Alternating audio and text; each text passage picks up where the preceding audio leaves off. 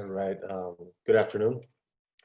Sat Sri Akal, Namaste, Salam, Shalom. Greetings to everyone out there, and thank you for joining us. Today is August 5th, 2020, and just grateful to all of our guests today for joining us. Grateful to Susan Bro, to Dawn and Rick Collins for joining us, to Rami and Victoria Jabara for joining us, and for really sharing um, your journey and the journey of your loved ones. And I think in thinking back to 8 years ago today, I think our journey as a small minority community, the Sikh community, thinking about 7 people who we lost, and thinking about all of the incidents that have happened since then, and a lot of the incidents happening within religious the religious sanctuaries, religious walls, and the need for us to have this conversation, but more importantly, have this legislation be progressed forward. And we're obviously talking about the Jabara-Heyer No Hate Act, and just grateful to Not in Our Town for all of the work that you have put into collaborating and convening a lot of the voices today. August this week, we've obviously gotten a lot of support and love from the community, from our beloved sacred community in Oak Creek, in Wisconsin, and throughout the United States. And even when putting on a program like this, oftentimes I'm torn between kind of taking care of myself, my family, my community, whatever my community looks like, our community, and really being there for the world. And I know that the guests that we have today have also had to navigate being there for themselves and their families, and the community at large. And so this is this and other conversation that we're going to have are going to be very somber, very real, very sincere. And I thank you all for just joining us today. Thanks so much, Pardeep. I'm really honored to join you today and remember August 5th, 2012, the day that so many people were harmed, of course, at the Gurdwara, but around the world, the Sikh community around the world. We wanted to do this. Not in Our Town is an organization that works with communities across the country who are seeking to respond to hate, prevent hate, and build safe, inclusive communities. And we learned so much from people like the amazing guests we have today about your courage, your leadership in the aftermath of hate. What can we do to make sure this doesn't happen to another family? That is really the goal of Not in Our Town. And so this conversation began with a meeting with Susan Bro. We did a podcast with her, and we realized that her story was so amazing. She introduced us to the Jabara family and to Dawn and Rick Collins. And we wanted to help share their story with all of you in a conversation, particularly in August, a month when there was so much loss in our country. And we remember just this week, 1 year ago, all of the people, 23 people killed in El Paso. So I'm really honored to be here with everyone today. We're going to start the conversation we're doing a series of interviews with folks, and I'm going to start by interviewing Pardeep. But before we do, I want to Jeremy, if you could share on the screen the list of our amazing co-sponsors for this event. And they are obviously Pardeep's organization, the Interfaith Conference of Greater Milwaukee, is joining Not in Our Town.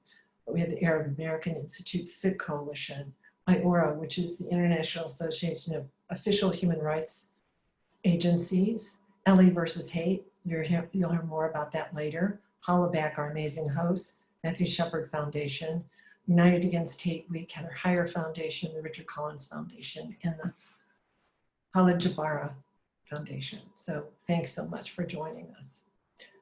Okay, so Pardeep, let's start with the two of us. And can you talk about the your family, the community. How are you doing 8 years later after this horrific and life-changing event in your Gurdwara in your community?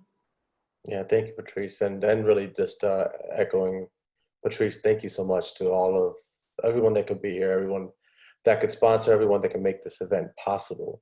We are honored, and I speak on behalf of the Sikh community throughout the world. We are honored that you would choose August 5th to have this event and to come together.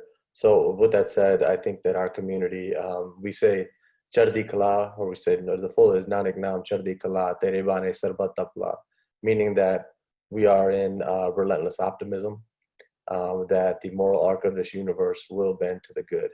And I know that that takes a lot of work and effort, and there's no shortage of that on this panel of people that have put in their life and their soul into the work that we do. So with that said, we are in high spirits. So tell us about the response in the community after what happened in Oak Creek. What was that like? Yeah, the response was, I mean, it was unbelievable because, I mean, just even the day of, and you were here shortly after, but you saw a community that gathered around and kind of let everyone know that this hate crime was not going to be, I mean, not going to be not met by love and grace. And we had a community that was inspired to rally around another smaller minority community. And oftentimes we say that a lot of people are inspired, but not many people are committed, right? And commitment takes a special kind of love. And I've been married for 16 years. I've been together with my partner for 21. And I'll tell you that the commitment does take a special kind of love and work through the good, the bad, the valleys, the highs, the lows, and all of the plateaus. It takes all of that. And I will say that a community was inspired and a community is committed. And so I think the Oak Creek community, the Southeastern Milwaukee community, Wisconsin community, I am blessed by being surrounded with just a beautiful, beloved community, and really the faith community. I'm lucky to call myself the director of the Interfaith Conference of Greater Milwaukee, and I'm surrounded by wonderful faith leaders who have embraced, the entire faith community of faith diversity for the past 50 years and continue to do so. So yeah, I'm just really hopeful that we're moving in the right direction. Pardeep, your life has changed so much since then. You've traveled all over the country and around the world and spoken to people. You also have teamed up with an unlikely ally who many of us have met and know, Arno Michaelis. You wrote a book together called The Gift of Our Wounds. Can you tell us about how that happened and some of the things that you've learned from each other and on this journey together? Yeah, no, thank you for, and Arno and I, our journey started very organically of me searching for answers. The shooter killed himself after he killed 7 people in our temple. One of those people was my father and temple president. And oftentimes this is what we do as in a society. We search for the whys. Why would somebody do something like this? And that's what I was searching for. Because before we can make meaning, we need to understand why. And this is for most survivors. They need to know. They want to know the last minute. Sometimes they want to know the whys. The why was pretty simple. Once I met Arno, it was hate, and what we were going to do with that was try to transform it. And sometimes we say, pain not transformed is transferred. And so we wanted to make sure that this stopped and ended there within that, and not let hate be the lasting impact of what happened that day. But within all of our journeys, there's a deeply personal journey and there's a public journey.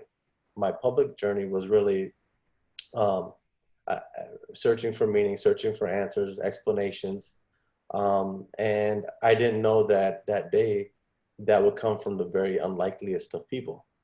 And I can tell you 8 years into our journey together as, best friends, as brothers, as, and I've called Arno my best, I'm a clinician by trade, but he is my therapist and clinician because he lovingly challenged me out of my place and said, if you're going to do this work, you have to do it with truth and heart of truth.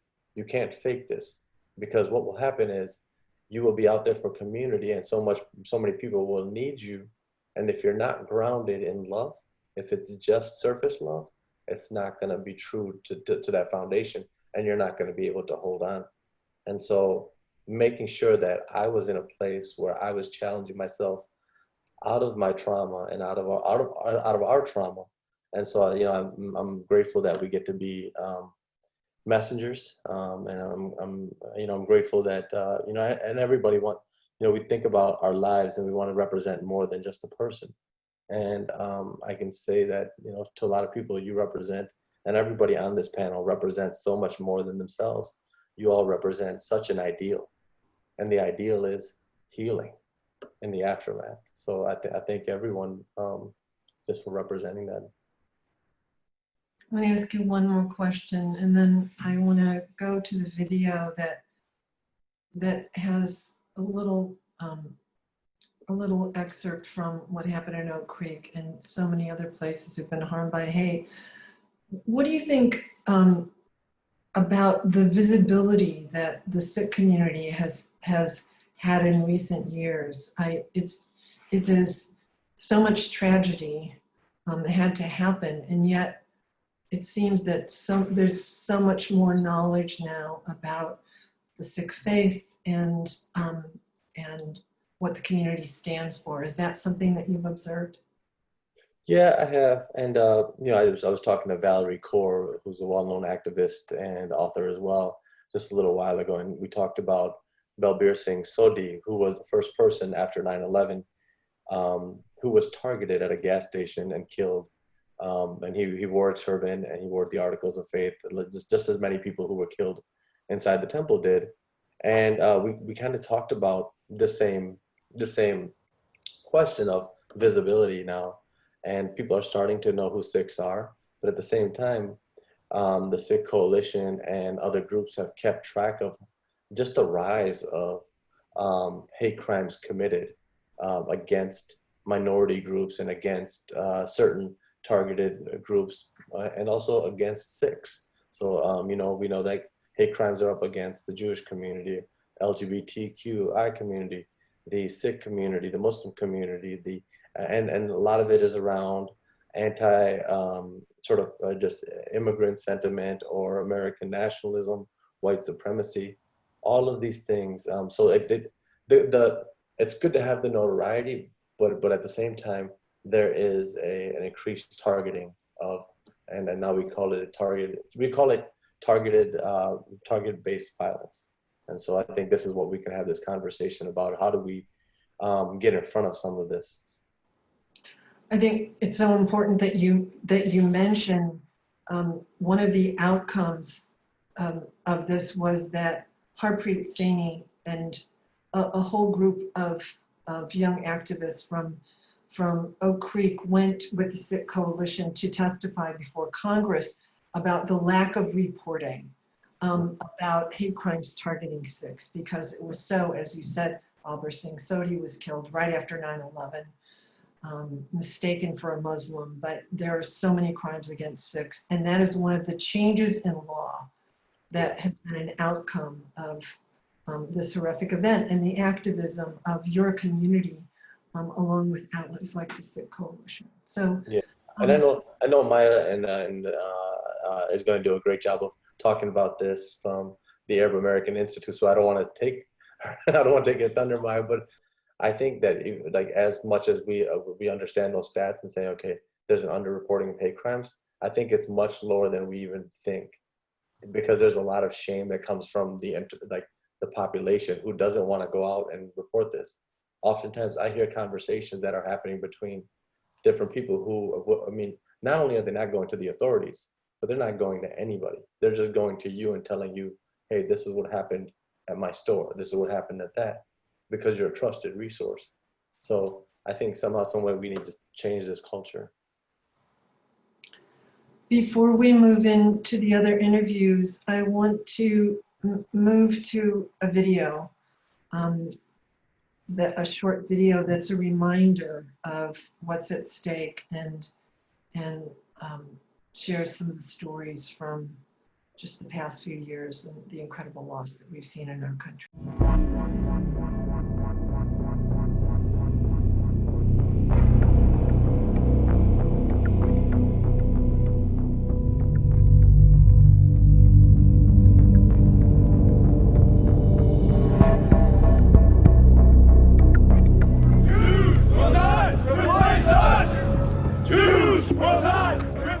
Creek 911, where's your emergency? Yeah, I was just going to Sikh Temple. There is shooting. Okay, did anybody get hit? Hello? Somebody called and said, your dad's been shot. It's hard to think that it happened to us, such a small community, such a tight community. It was shocking. Beautiful, godly, caring people spending time together in prayer and Bible study. And a young man came into this wonderful historic church and he killed them.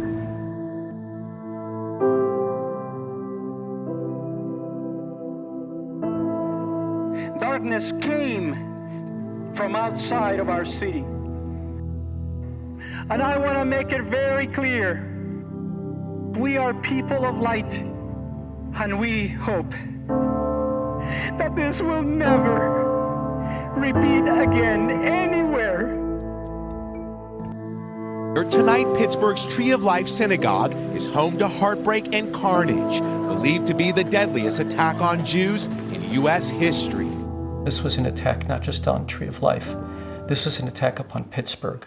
And all of Pittsburgh is mourning this and feeling the pain and looking for answers. America is just now coming to grips with what unfolded here in the early morning hours here in Orlando, a massacre at a gay nightclub. My son hasn't been heard from, so I don't know if he was left in the club, if he got shot. It's terrible. He's my only child. I don't want other mothers to be in my spot. I don't want other mothers to go through this.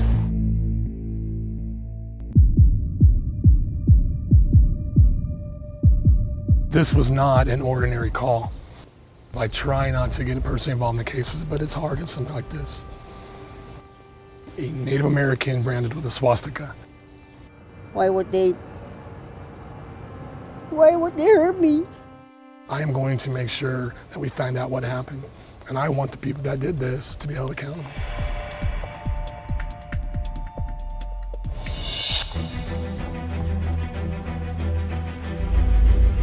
The vast majority of hate crimes are never reported to the police. I see trauma that's sort of inflicted on victims when charges are not brought, when it's not recognized what happened to them.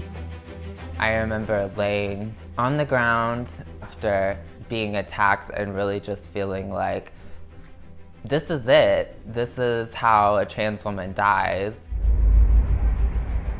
El primer golpe yo lo sentí que de allá no sé cómo pude escapar. And the people need to feel comfortable, regardless of their immigration status, to come to us. The day of the temple shooting, I had been shot 15 times. I go right out and take another 12 if I knew that the Sikh community could actually be noticed for who they are. As much as you were going through these feelings of grief, so was the rest of this community. And the rest of the community literally took their arms, braced them around you, and took that burden of pain away. It causes me to pull on a whole higher level of faith, soul searching. But it also provokes a higher act of love. The parents of Richard Collins III are pushing for legislation that would clarify that hate does not have to be the sole motivation for a hate crime. It's the thing that we owe to our son's legacy. The hope in this, I guess, campaign after my brother's death is to bring awareness to victims' rights so that, they don't have to feel like they don't have a voice, and what can we do to help protect them.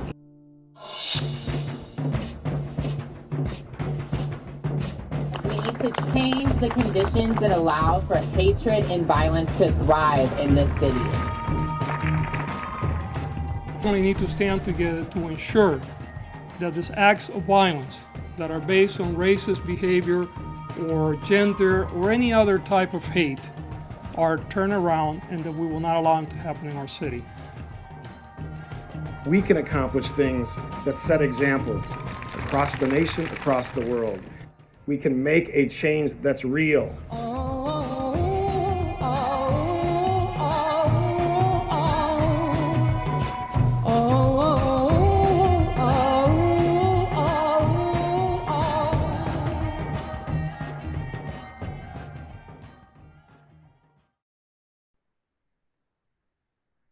Thank you, Jeremy.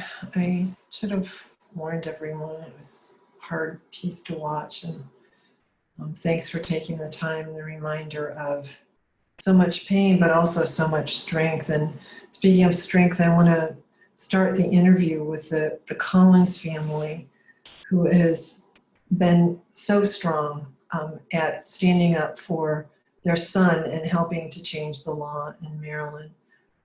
Don and Rick Collins, thank you for being with us today. So I want to make sure that you're not muted. And Teresa, can you highlight them as we introduce them? So please tell us a little bit about, let me go over the case just a little bit. Your son was with some friends at university. He is was a student at Bowie State University. He was with some friends at a party waiting for a lift, and out of the bushes came a man who walked up to them. He told his friends, one was Asian, one was white, to step left, and he stabbed your son and killed him. And you had to bear this. It was very quickly learned that that he had white supremacist material on his phone, on his computer, and the prosecutor in that case brought hate crime charges against the assailant in the case. But things went awry after that. So can you tell us a little bit about your son and what he was doing before he was killed, and his commitment to the military and your family's commitment? Yes, thank you. Our son was visiting on campus at University of Maryland at College Park. He had just 2 days before taken the oath of commissioning as a second lieutenant in the Army. He was had been in ROTC, and he was scheduled to graduate 3 days later. And so he was out celebrating with some friends. And while he was standing there, as you stated, he was stabbed by this person who had ties to a white supremacist group known as Alt-Right on Facebook. And that's when our journey began, and we've since had the trial. However, during the trial, the judge threw out the hate crime charges because he didn't feel that the prosecution adequately provided enough evidence to support that charge. But he was, the murderer was convicted of first-degree murder, and we've been awaiting sentencing, which has been delayed since the COVID-19 outbreak, and we're uncertain as to when that's going to take place, but we're expecting it to be sometime, hopefully soon. We'll know more about the actual sentencing date. I see that you're wearing your uniform today, and Dawn was telling me a little bit about the history of military service in your family and Richard's commitment, and but also the history and the legacy that your family has had to bear in the experience of hate. Yeah. Dawn, did you want to? I'm sorry. As I was speaking with you today, one of the things that is very, very important is our patriotism and that we are Americans. Just because we have melanin in our skin does not mean that we are not American. And we are a family of service. Richard was third generation military.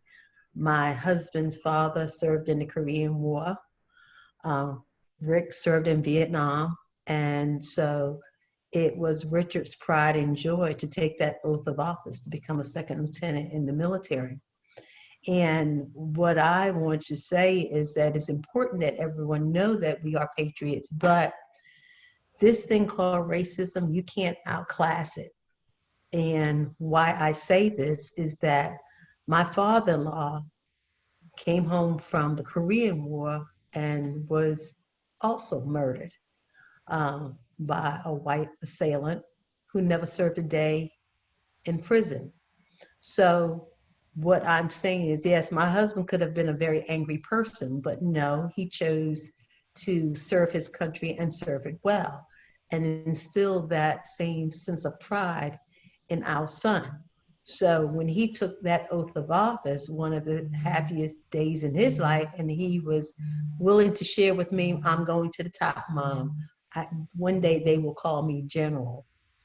So it's important to us and our family to fight against the things that people want to say that we are not patriots. Absolutely not.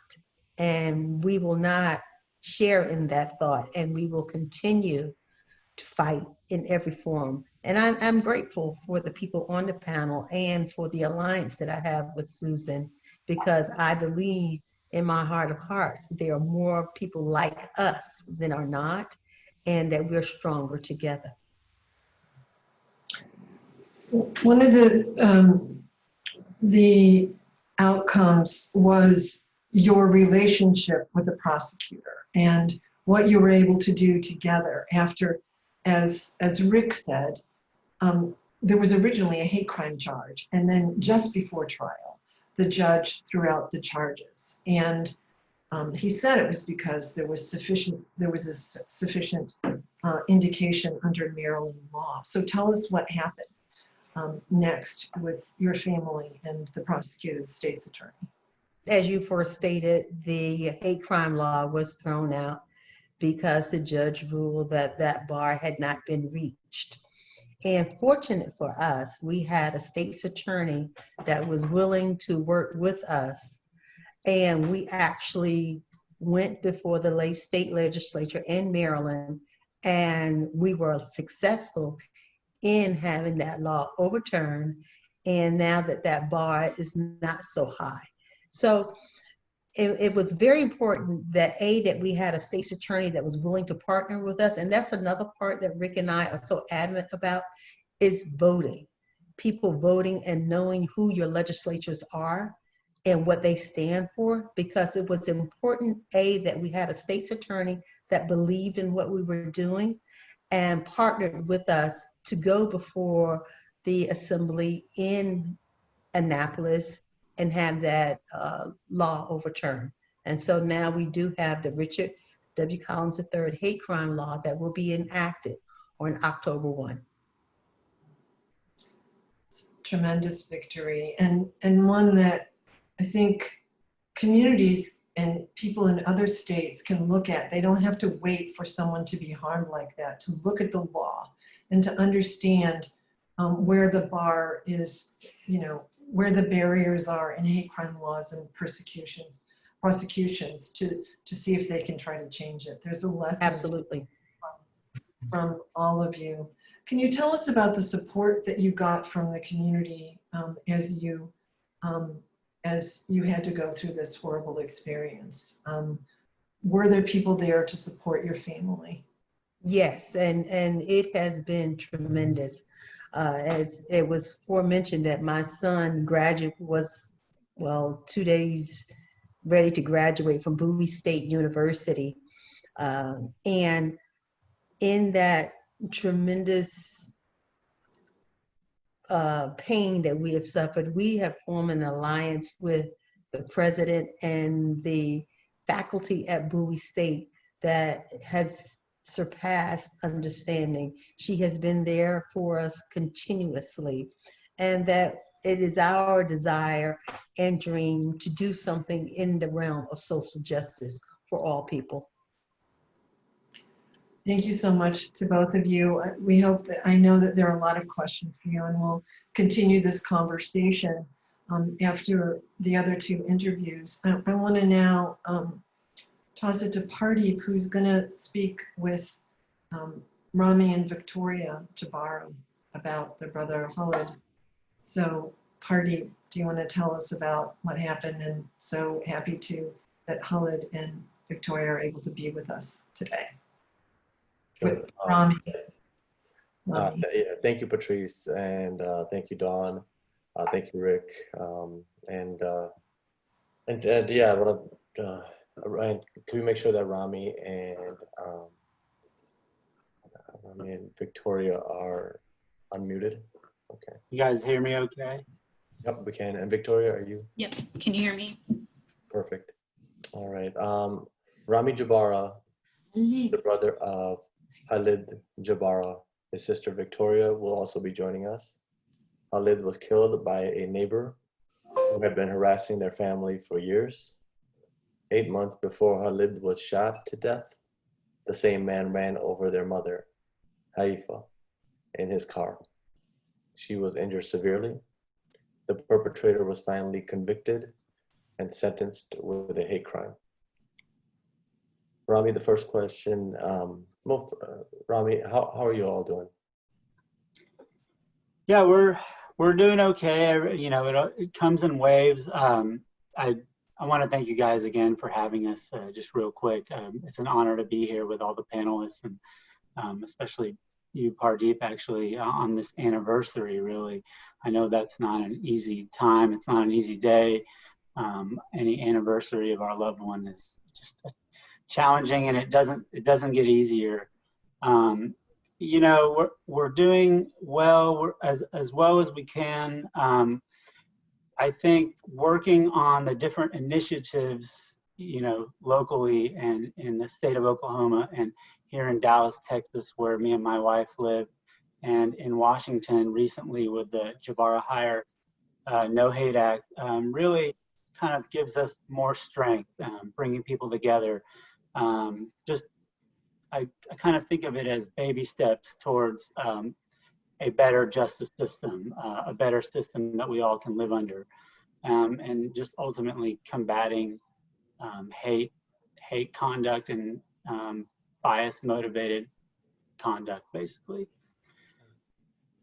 Yeah. So, Rami, I want to ask you about the case and what you know. We detailed a little bit about what happened, but from your perspective, what did your family? What was your family trying to do to stop the harassing from the neighbor? You know, I know that you and Victoria are both lawyers. Knew the legal system. What happened? You know, what happened around the case, and what happened to your mom as she was injured by the neighbor? So it's actually, me and my wife are actually the lawyers of the group. My sister's the PR Wonder Woman that communicates. Just in marketing.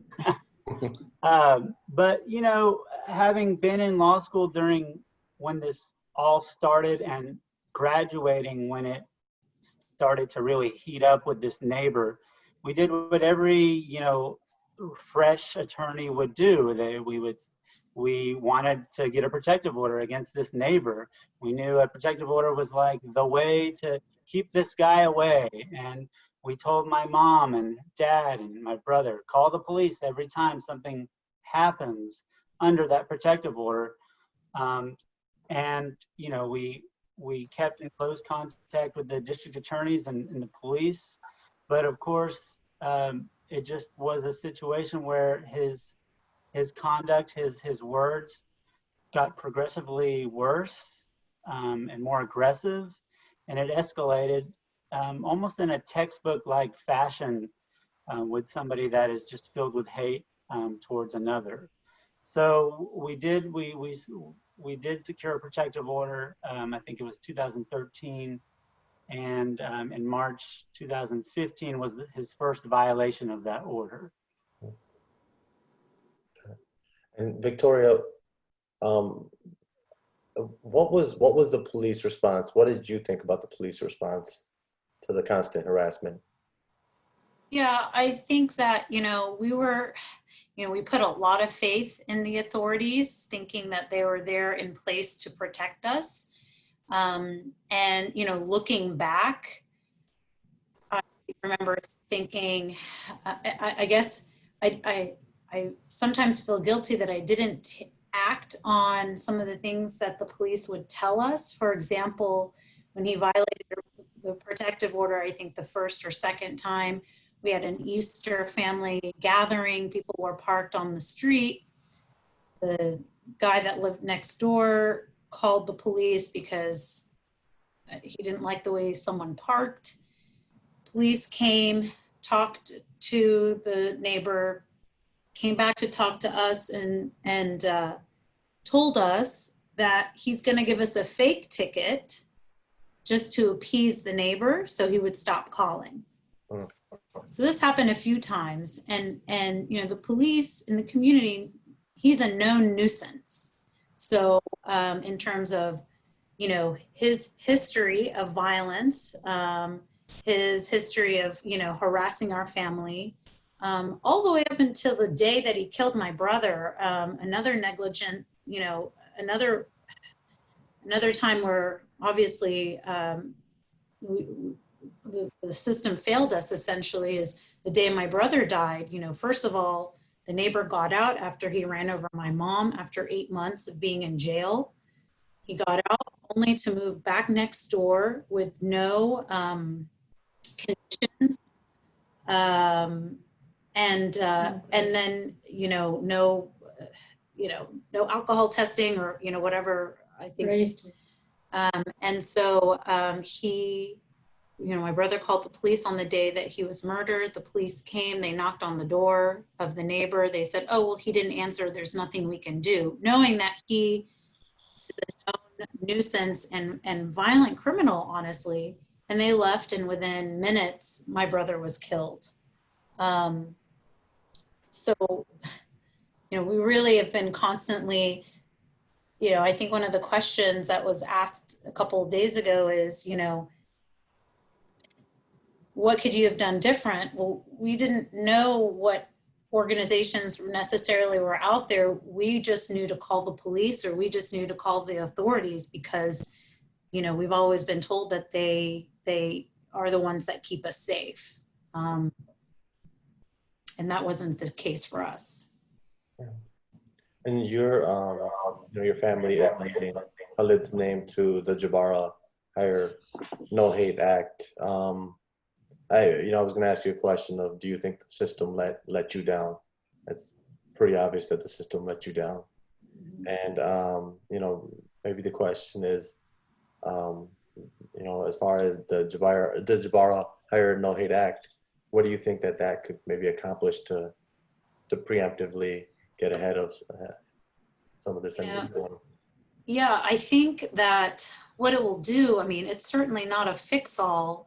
However, it is important, for every one of our cases and the families that are here today, there must be hundreds more stories like ours, hundreds, thousands, I don't know. And that's the point, is we don't have an accurate read on how, on the actual problem of hate-based violence. So if we don't have an accurate number or data point, then how are we going to be able to address the situation? And how do we know if there truly is a problem or not?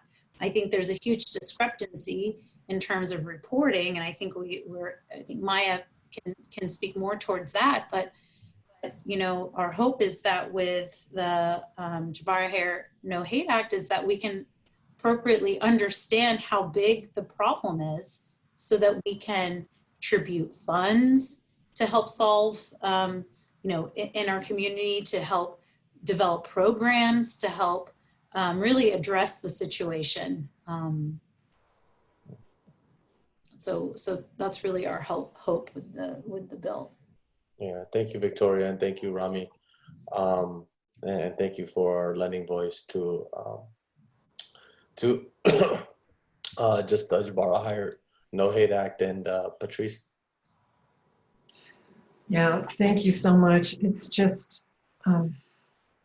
so stunning that that something that starts with a complaint with a neighbor could turn into such a nightmare for your family. And when we work with communities, we hear this quite often, oh, it's just a conflict with a neighbor. And I try to tell them, because I've known about your case for many years, and I try to tell them that this case is a warning. We cannot wait until something horrible happens before we do something. And if the police are not going to intervene, what can we do as a community? And I think that's such an important thing for us to think about as we continue this conversation and go back to our own communities. Susan, I'm going to turn to you. Susan Bro, who lost her daughter, Heather Heyer, in Charlottesville, Virginia, almost, I guess, a week from now, in 2017. And you are such an amazing leader and activist. I guess I would wonder, is this how you pictured living your life in your sort of quasi-retirement? Is this what you thought would happen to you? It's nothing you could ever have imagined. No, I was elementary school teacher for many years. In 2009, I left teaching because my health was falling apart. So I took a lower stress job as a secretary bookkeeper for a cooperative extension office. After my cancer surgery, I had decided to settle down and started dating, met my husband. I'd been single for 25 years after my first divorce. And so, I was looking forward to retiring, grandchildren, and here I am on the at least national, if not international platform, stomping my foot, pounding my fists, and saying, hey. So no, this was not what I had planned, but Heather's death definitely pushed me past myself and past my own boundaries to say, I can speak up. I think one of the things that moves me so much about hearing you speak is your firm commitment to standing up to racism and to understanding the fight that was happening in Charlottesville and what was happening that day, and why your daughter decided to join a group of people who are protesting the white supremacists and white nationalists.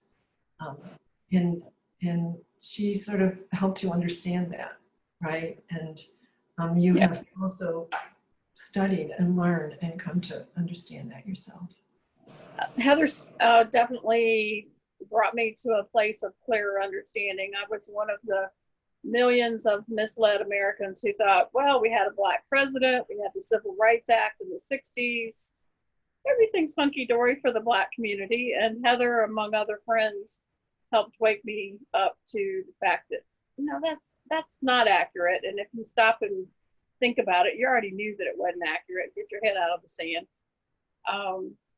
Heather was not a known activist. She worked 2, sometimes 3 jobs, and she was very passionate face-to-face in discussion. She was very passionate on social media, but she, to my knowledge, had not done any other marches or any other events around that. She was actually going to work as a bartender and waitress that afternoon. She wore her hair neatly braided back as she did to work in the restaurant, and she wore her work clothes for that afternoon, which happened to be a black t-shirt and black slacks. I can tell you my daughter did not like to walk that much, and my daughter did not like the heat. She was an avid smoker, and so for her to do that at all was because she so strongly believed in standing up with her friends that day. And people put way too much emphasis on her, and I say that's because she was white. I don't think she would have gotten that much attention had she had melanin in her skin. Unfortunately, in our country, we still subscribe to the myth of the sanctity of white womanhood, as if her death should be way more important than everybody else. That's simply not the case. And we have to move past that. We have to move to a place of justice and equity. And you've been fighting for that almost since her death. And we have this incredible interview with you that we'll share in a podcast next week. But you talk about suddenly being faced with thousands of people coming to your daughter's funeral. That must have been shocking and hard to deal with, but it was your entree into this life that you now lead, which is making your daughter's death count. I honestly thought the funeral would be the last time I would speak publicly. The press showed up at my door at 7 o'clock the morning after she was murdered. I had sobbed. I had sobbed all night, hadn't slept.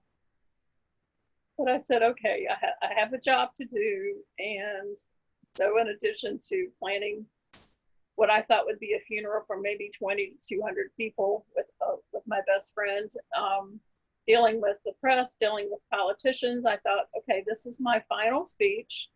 I will preach a sermon in my own way. I'm not religious, but I am spiritual. And my message was stand up. Stand out against hate, stand up and do the right thing. If you see a problem, step forward and take care of it. Don't look around and say, gee, somebody ought to do something. And I really thought that would be the last conversation I would have about it, other than an occasional odd story showing up. And instead, every time I think that the story's relevance should have died back, it comes to life, because we're still very much dealing with hate in this country. Well, and your daughter's name is part of the Jabara-Heyer No Hate Act. We're going to hear from Maya about that legislation and what it means, but I think it's important to note that neither Heather's death in 2017 or Khalid's death in 2016 were counted in the official hate crime statistics in the United States reported by local law enforcement to the FBI, even though they were both prosecuted as hate crimes.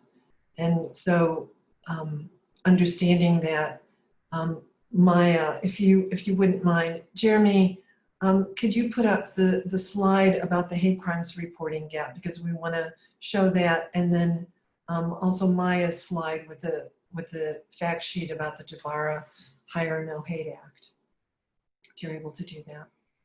So every year there are official hate crime statistics reported by local law enforcement to the FBI. It's voluntary, right? So you see what local law enforcement gets it to the FBI, and the FBI has these official statistics. So in this year, in 2018, the last year we have data for, looks like there were just over 7,000 hate crimes. The Bureau of Justice Statistics, another part of Department of Justice, estimates that there are at least 250,000 hate crimes every year. So the underreporting, there is incredible pain and trauma in that gap, in those numbers. And that's one of the things that this act is supposed to address. So we want to introduce one of our amazing partners for this event, Maya Berry with the Arab American Institute. She's going to walk us through the Jabara-Heyer No Hate Act and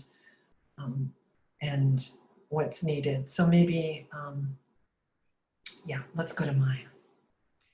Well, first of all, I just want to say that we cannot do our work without the inspiration and the drive from the family members that are with us today. We, as you always say, you're a part of a club no one wants to be a member of, and we're so grateful for everything you all have done. We do what we do because of you.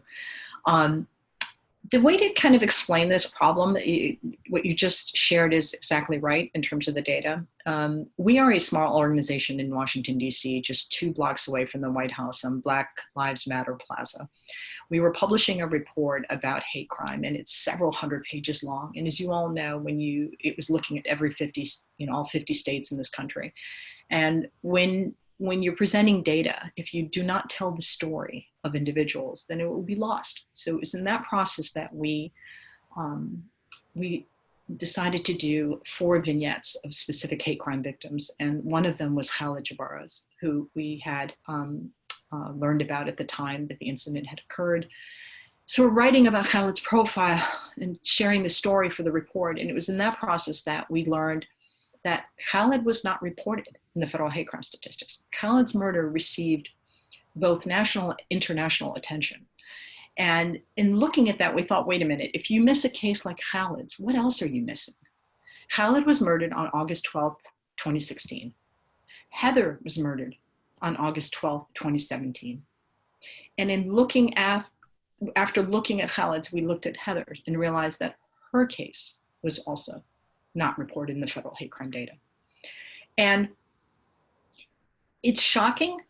Pardeep, you made this point. There are many barriers for why people don't report hate crimes. It has to do with the relationships with local law enforcement. It has to do with the shame of being a victim. It has to do with undocumented status.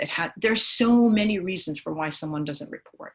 But the reality is, for those that do, the data you presented in 2018, which is the last year we have federal FBI data for, was roughly over 700. You cited the 250,000 number.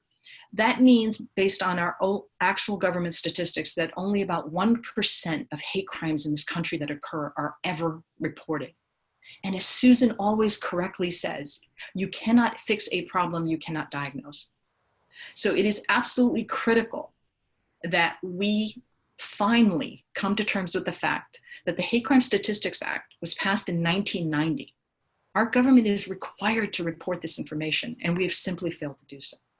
So the Jabara-Heyer No Hate Act is a vehicle, as we saw it, like the Matthew Shepard James Byrd Act, which transformed the way that we approached hate crimes. We see it as a small step. I refer to it as the low-hanging fruit because it is simply focused on hate crime data collection and reporting. It is the minimum that we ought to do, which is to force local, state, and federal law enforcement to comply with what was passed in 1990, decades ago. The Jabara-Heyer No Hate Act passed the House of Representatives. We are now pushing very hard to have it pass in the Senate so that it can become law. Thank you so much for explaining that. And how could anybody be against this? How could anybody not think this was an important piece of legislation that is sorely needed? So I think, the question is, will it pass before November? It's just unclear whether this will get through. It has many advocates in the Congress now, especially in the House. So I want to honor the fact that some people have to leave in an hour and just provide some resources. I think we're getting to another really exciting part of the event, which is allowing the participants to talk to each other. We've had some powerful conversations go on in the chat. I was almost in tears when I saw that Joselo Lucero was on. Joselo, we did a film about the attack on his brother. He was killed in Patchogue, New York in 2008 by a group of local high school students who had been roaming the streets of the town for months looking for Mexicans to beat up. So it was a story about the community response, and Joselo is looking forward to the interaction as well. So it's going to be a really good conversation. Before we leave, Jeremy, if you would put the slides up again, I want to make sure that people know about the fact sheet, that you can get that when you respond. Everybody who registered will send that back to you. We'll send you a list of resources. We'll send you the links to all of the partner organizations and the foundations for the who supported us. I want to say that we have done podcasts on. We did an interview with Pardeep and Arno about their book, The Gift of Our Wounds. There's a story about United Against Hate. We have the interview with Susan, and we just finished a podcast with the Jabara family, with Rami, his wife Jenna, Victoria, and their mother Haifa. Really, really powerful story that goes more in depth. And of course, we look forward to an interview with the Collins family very soon. So look for those on NIAT.org and our channels. I want to also remind people as we get into the next discussion about some powerful community-based actions. LA-Based versus Hate is one of our partners. That is a project that's funded by the County of Los Angeles to help improve hate crime reporting in the entire county of 10 million people. And you should check that out. United Against Hate Week is a project that was a collaboration with cities in the Bay Area, city leaders, community leaders in the Bay Area. United Against Hate Week is the last week of November this year. We hope that your community will join it.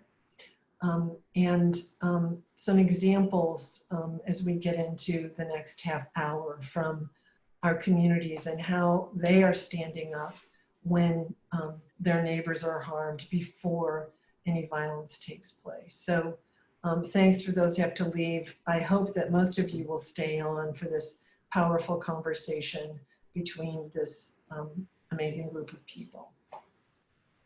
Pardeep? Thank you so much. And again, thank you to all of the panelists, Susan, Dawn and Rick Collins, Rami and Victoria Jabara, and thank you to all of the organizations that do this work. I know there's a lot of questions around the state of policing and police and community relationships, and I think we can go back and talk about the work that we've been doing nationally with Not in Our Town for the past I want to say 7 to 8 years, and I know that I saw Nas on this as far as cops and community-oriented police strategies. But some of these questions around police. So I am a former police officer. I policed for about 5 years in Milwaukee, Wisconsin, and can tell you a little bit about that before. So I was a police officer, became an educator, and then became a clinician. And part of that journey was just really for me to understand, navigate some of what is happening within communities. Today, we are trying to change the culture of policing. And so really the culture of policing was very much a control-oriented culture from its very inception. And, we can look at it historically, we can look at it right now. And a lot of people that are within those fields, even the reform of it, seems disgusting to some because some people would say you can't reform something like that. Now, I'm not going to get into an argument whether defund or reform or what that all kind of looks like.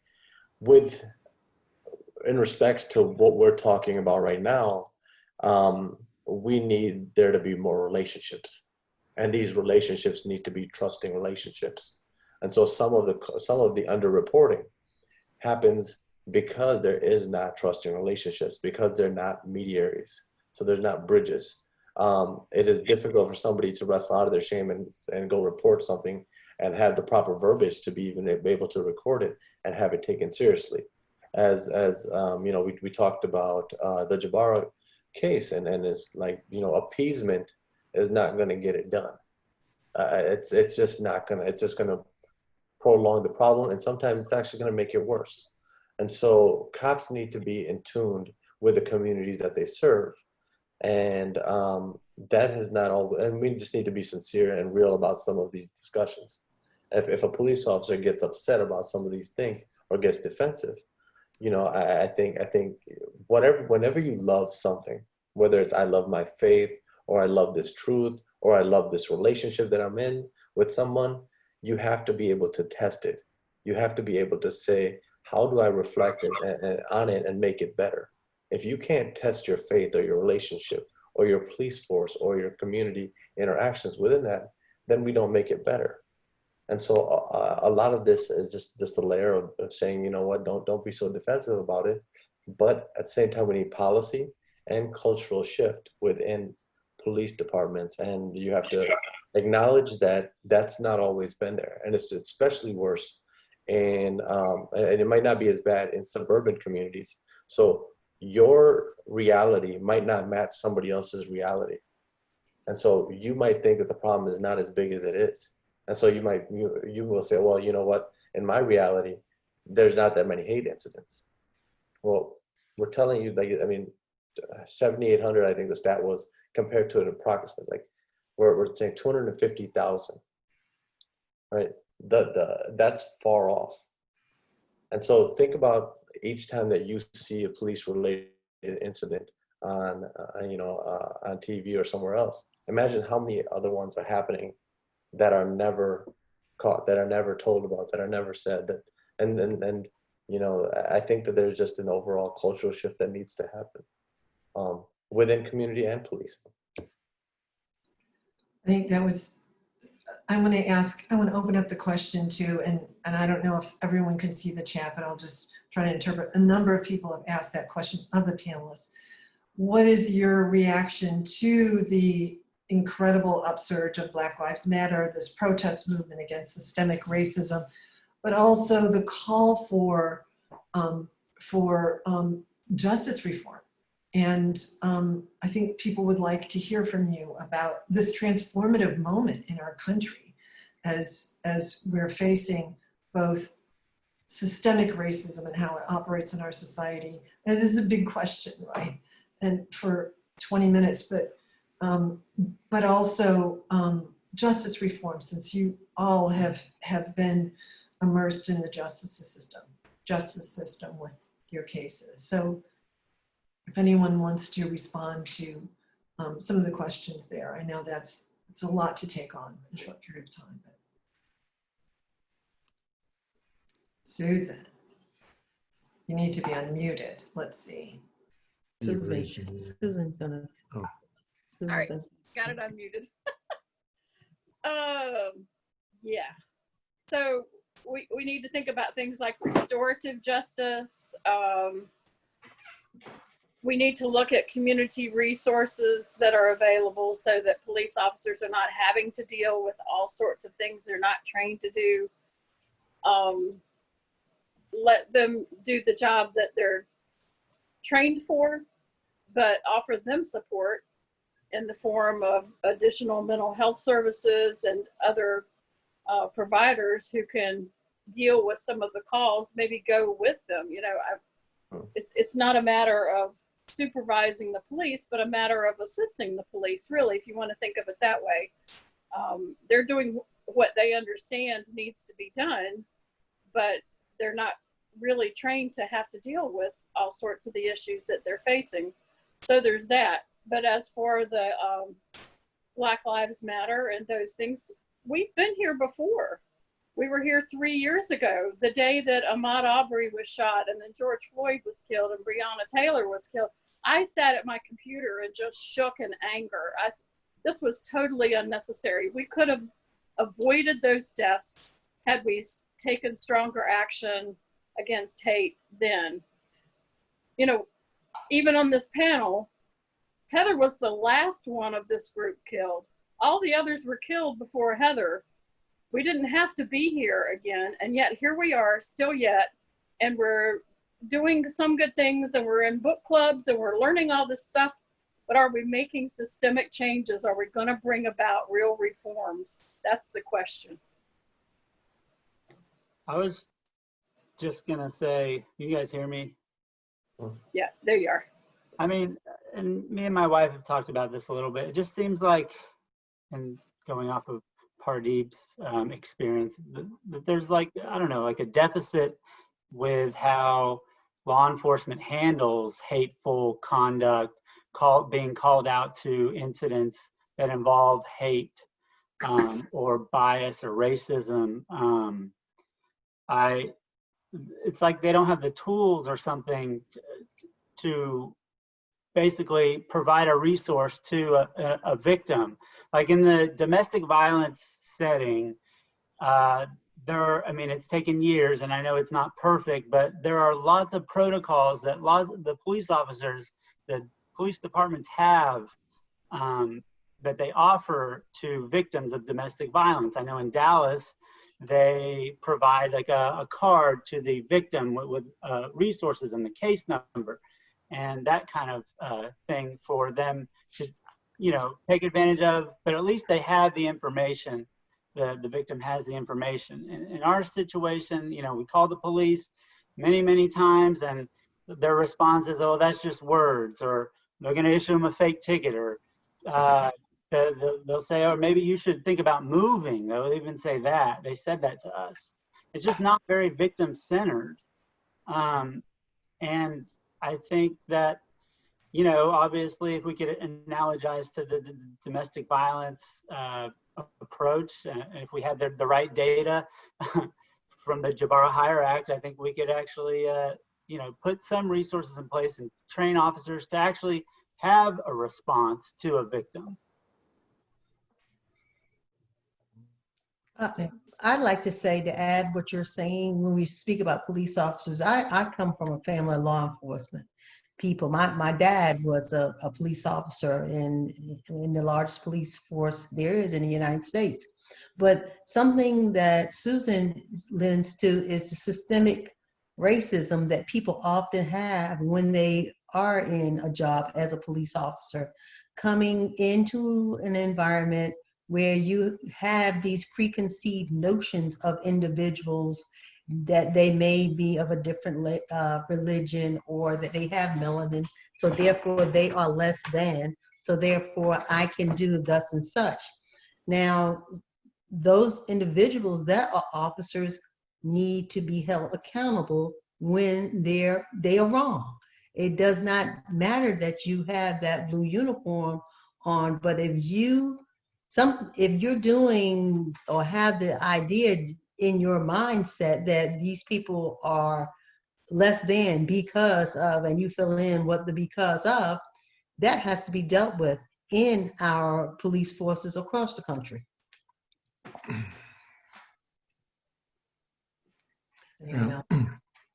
If I would add to that, it's, you know, while we're talking about police brutality, the police force, like any other organization, is basically a microcosm of the society at large, and a large part of the racism, unfortunately, is because of the original concept that there's going to be a caste system of sorts in this country.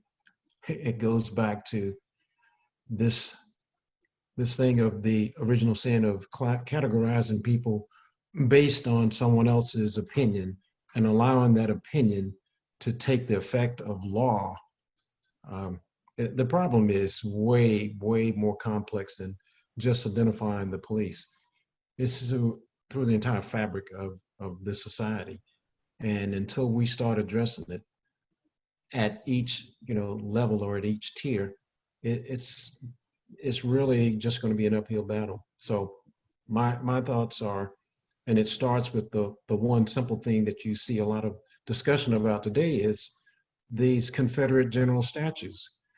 You know, while that is not necessarily going to stop the you know, instantaneously the conversation about racial injustice, it's a starting point to say, we've got to acknowledge that what these people that they're celebrating did was wrong.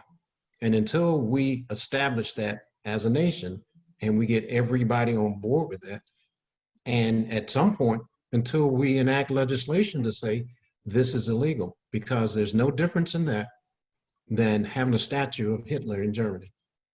There's fundamentally no difference. And one thing in a conference we just had by a retired general, and he made a statement, I'd never thought of it that way. The most American soldiers ever killed by any general was by General Robert E. Lee. He killed more American soldiers than any general in any other war. And that's something to think about. You know, this man took an oath to protect this nation. He took the same oath that our son took 2 days before he was murdered to defend this nation. And he turned his back on that oath that he took and killed American soldiers. So that's, and I know I'm straying off of the course a little bit, but it's so much deeper than just police brutality. No, I just want to say something where Rick, and as far as like, so as far as thinking about police and the nature of policing, it's also prone to a more tribal sort of mentality. And that's, as far as like Robert E. Lee and killing off more generals, are more soldiers than anybody else, oftentimes you can justify that by an us and them attitude. I was in a building and I was around a lot of law enforcement, and I've been around law enforcement for a long time. So I don't really, as far as that goes, I can hang out with law enforcement, I can hang out with civilians. It's not a big deal to me. But within this conversation of community and law enforcement, I heard a lot of us and them. And then within an hour into the conversation, I had to bring this to their attention.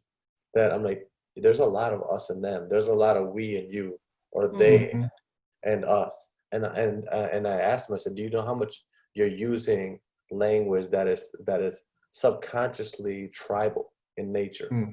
And oftentimes we look at sort of research studies on tribalism, and you can see that uniform physical properties such as race or uniform or other physical distinctions can and put on top of that trauma and fear and all these other things, layer that on top, and now you got a dialectical mindset. And this is why a lot of people within the military go into policing, and some of that PTSD is never even understood or diagnosed because it might not be diagnosable. Add to that firearms, add to that race dynamics, add to that not getting preventative mental health care for whatever profession. But policing probably needs it much more than a lot of other professions, is that it can't just be, and you are right, Rick, it is a microcosm of society at large, but it's also very much the US is and has been very much a control-oriented society where we look at order and control as something positive, but we don't look at the vulnerability of why somebody gets into policing and say, oh, it's because that person didn't feel like they had enough control. And now when they do have power, you've seen the true nature of a person, and each and every police department knows who the bad apples are. Each and every one. Each and every district knows who they are. But have we created a society to say, okay, I will reward you to prevent this person from hurting this next person, and that way that person can say thank you. So, but we don't critique ourselves that way, and sometimes policing doesn't critique itself that way either. One of the things that I wanted to add is, I know that, one of the hot topics, of course, is police enforcement and education around our police officers in the area, and it's a hot topic and it's very important. But one of the things that we kind of have to always remember is how did we get these biases? How did we learn these biases? One of the things that we've been doing, kind of one of my passion projects in a way to honor my brother Khalid, is through educating the youngest in our communities. So ages 0 to 10, ages 0 to 5 specifically, early childhood education. Really, there's a science behind, and the data shows that the way to actively combat hate and those ideas of hate is to talk to the youngest in our communities. So we've been, in the last 2 years, deploying social justice story hours for the youngest in our community, holding them monthly, talking about ideas of diversity, against violence, how to be more inclusive. I really and truly believe that, that's where it starts, is that education with our youngest in our communities. And we've been, pretty successful so far, really reaching our youngest ones, and we want to expand that message. It's the first of its kind, at least in Tulsa, and really in Oklahoma, in Texas, and in the region, in terms of really targeting that age group, from babies up to 8 years old, 10 years old, because, and I just comment now, words can be trigger points. Words matter, right? From all the way from our president all the way down. Absolutely. Those words turn into actions.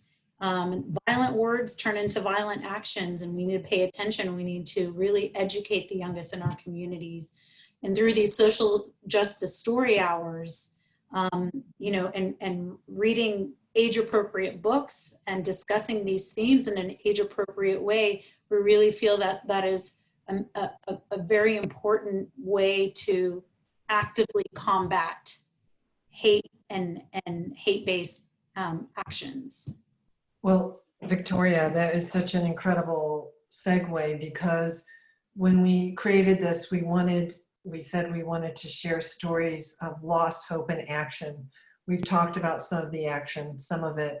We've talked about the loss, just the tip of the iceberg. And we need a moment to talk about hope. And I want to share a little story about one of our communities, and then I want to ask each of you what gives you hope and what will move you into action before we finish this. And that was one of the questions from the participants as well. But Jeremy, if you would share the pictures from Bloomington, Illinois, and I thought about this so much when I was listening very intensely to the story of the Jabara family. So one of our communities is in Bloomington, Normal, Illinois. They've been participating in Not in Our Town for a long time, and one of the leaders there, a couple, Art and Camille Taylor. Art is helped form the Police Community Review Board. Camille is one of the key leaders of Not in Our School and has fostered a group of young people for many years in the community. They had a dispute with their neighbors, or they didn't have a dispute. Their neighbors started harassing them and called the police on them. And they had a very, very bad interaction, and people started writing down their license numbers. They were threatened. The Bloomington Normal community started sending them packages and letters of support. They got 50 to 60 a day for an entire week. And then they had a ride-through where 300 people drove by to drop off books to donate to the Not in Our School Club. This is what showing up for your community looks like. This is what can happen. And I think about that when I hear the story of the Jabaras. How can we work to get community to respond? If there are not law enforcement or justice remedies, what can the community do to support each other when we see signs of hate? As you say, words turn into action, threats turn into action. What can we do now? What can each of us do to stand up in our towns, in our neighborhoods, in our schools, in our campuses to do something? That's what we want to spread those stories and ideas. So please share them with us so we can share them with others. And I want to see if any of you would be willing to speak about what gives you hope in this moment, in this transformative moment in our country. My mom was able actually to join me, so she's kind of here, and just wanted to talk through, you know, what those story hours every month mean to my mom and my family as a way to honor our brother. You know, we rarely go to the cemetery. It's just so hard, but where we feel we find peace is, you know, listening to the stories of my daughter. So my daughter's preschool started a library in my brother's honor, and that library full of books on diversity, inclusivity, peace. We started the monthly social justice story hour. So every month we would go, and Layla's former teacher would lead singing songs. And just the way we feel is a way we can truly spend that hour, that 30 minutes to truly honor my brother. I don't know if you want to say how the story hours make you feel. Yes, yeah, I really always look forward to this story hour myself. When I see my son on the big screen, You know, they show Khalid always at the beginning of the story, and it just make me feel he's there with us. He's with us, with all the group, with the kids, and it gave me so joy. It gave me so much joy to be there. It's just, I don't want to even leave. It's just, you know, and especially we are doing this in his honor. That really give me Gives you relief strength. and strength to continue. And, you know, I'm just saying that I'm replacing my grief for a purpose, for a Absolutely. And that gives me really hope, and it gives me joy, and it gives me relief of my grief. And we're gonna continue, you know, doing that. That's how. I mean, all we can do. Yeah, that's whoever, you know, lost a loved one. If they don't do anything, they will just keep on grieving and depressed, and nothing is done in their honor. That's hard. Thank you guys so much for giving us the opportunity to Yes, speak. I really appreciate all this program. It meant a lot. Yes. Thank you. Yeah, thank you so much. I think I would piggyback on what she's saying. Just in honoring our loved one, we in the state of Maryland, we have an ROTC program where we're honoring, and the state of Maryland has bequeathed $1 million in scholarship for ROTC students. And it's called the Second Lieutenant Richard W. Collins III scholarship. So as we moms know, any way that we can honor our children and speak their names, they never die. So, and then the essence of Richard, our son, was that of a servant's heart. And it helps us to go to Annapolis, that's in the state of Maryland, to change the law. And as we forestated, to change the law throughout the country and let it never die.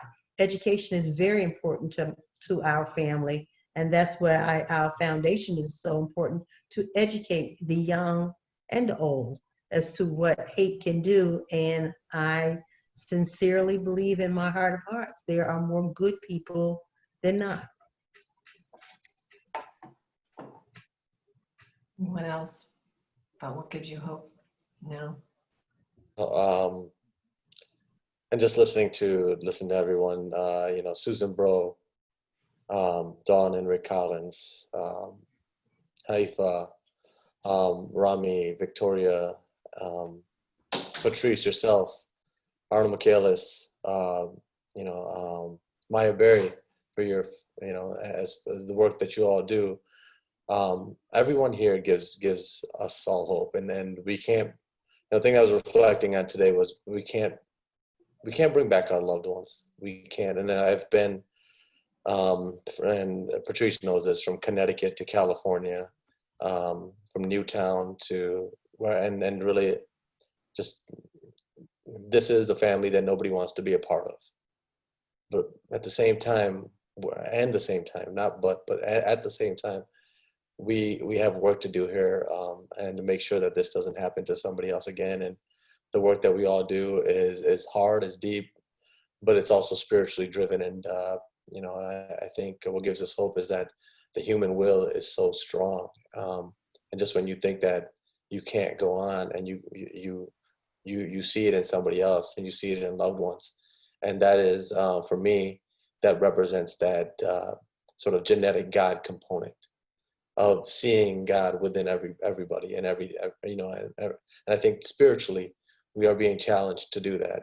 With COVID-19, we're not being able to go and do the things that we need to do, with everything that is happening around Black Lives Matter movements, and just I think God is calling on us to really vibrate and form a future where all people will be loved and for who they are, for the essence of who they are, and that's what gives us hope. Well, you've all given us so much hope today. I want to I want to thank you all for being with us. Please stay in touch with us. We want to share the podcast with you, all the resources from the foundations and the groups that help sponsor this, to keep you up to date on the Jabara-Heyer No Hate Act. Maya tells us that it's in the Senate. It passed the House, it's in the Senate. I want to thank you so much, my team, Jeremy Jew and Teresa Riley, and the amazing folks at Hollaback who said, yes, we want to help support this. We want to be part of this, webinar to share the stories of the families. We are so honored you were with us today, and all of the amazing sponsors, Sikh Coalition, IWERA. Thank you so much. Please stay in touch, NIAT.org, sign up for the newsletter, and you'll get a response. Everybody who signed up will get a response, and we'll try to share with you the links to the podcasts and the materials from everybody. So thank you so much. Peace.